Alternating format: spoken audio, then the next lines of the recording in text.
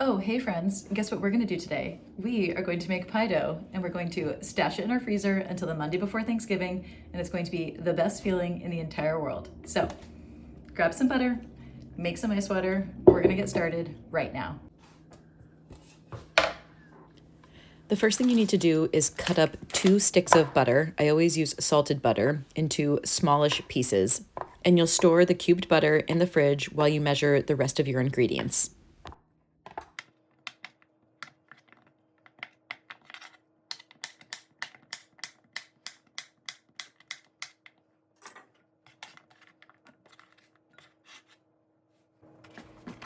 You need a half cup plus 2 tablespoons of ice water, but ideally you are measuring everything with a scale, in which case you'll need 142 grams of ice water.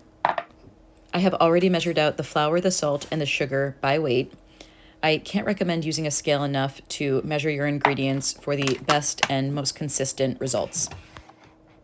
To start, you're going to blend together 2.5 cups or 320 grams of all-purpose flour, 2 tablespoons or 27 grams of sugar, and a half teaspoon or 3 grams of kosher salt.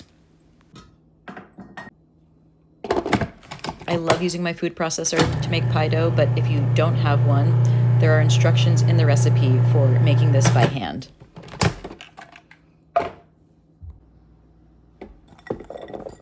Next, you'll add your cold cubed butter. Then you'll pulse 10 times at 1 second intervals.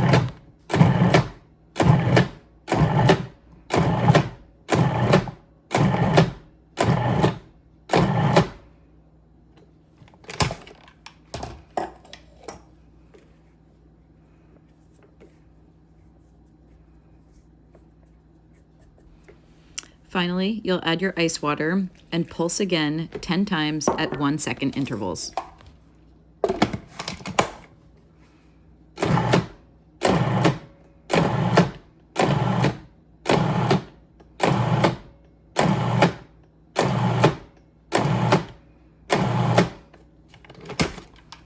The dough will be crumbly, but will hold together when pinched.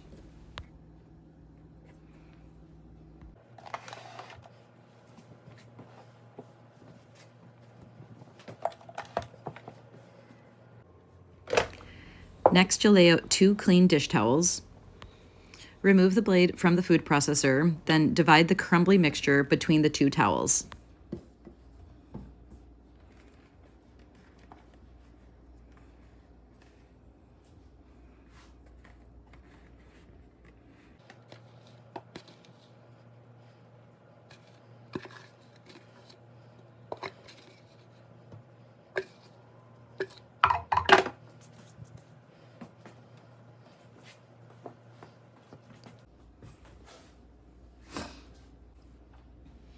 Finally, grab the 4 corners of the towel and twist the bundle into a beggar's purse, pressing the dough into a round.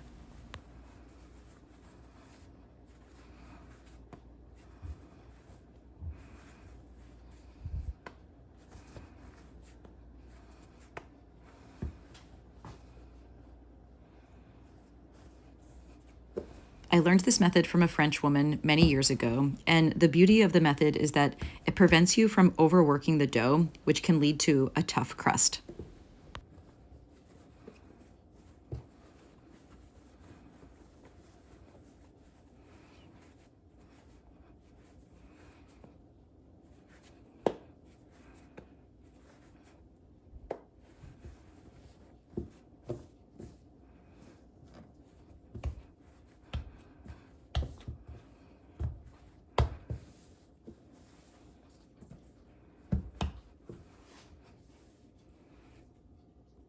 If you want to be very precise and make sure that each round weighs exactly the same amount, each should weigh roughly 350 grams.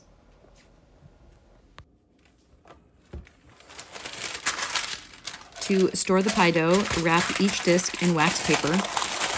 I'm not sure that wax paper was even necessary for this short a period of time, but I do think it offers a little bit more protection in the freezer if you wish to freeze your rounds for longer.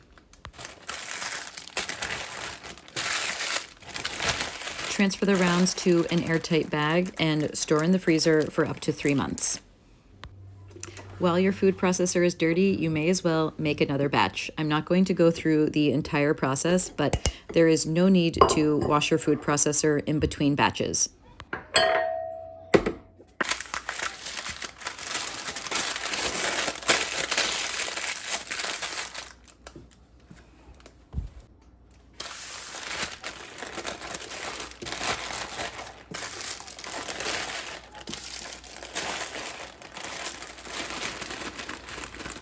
That's it, friends. I hope the process goes smoothly for you. Let me know if you have any questions. Bye.